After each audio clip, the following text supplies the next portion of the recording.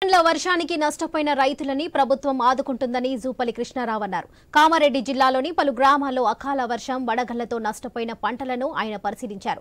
ప్రకృతి వైపరీత్యాలకు రైతులు అధైర్యపడవద్దని, నష్టపోయిన ప్రతి ఎకరాకు 10 నుండి 15 వేల రూపాయల నష్టపరిహారం వచ్చేందుకు కాంగ్రెస్ ప్రభుత్వం నిర్ణయం తీసుకుందన్నారు.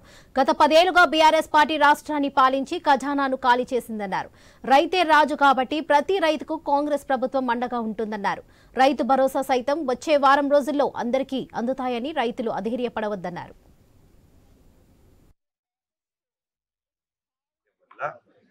బీభత్సమైనటువంటి వడగండ్ల వాన దెబ్బకు ఎక్కువగా కామారెడ్డి జిల్లా, నిజామాబాద్ జిల్లాలోనే అత్యధికంగా రైతులు నష్టపోయింది.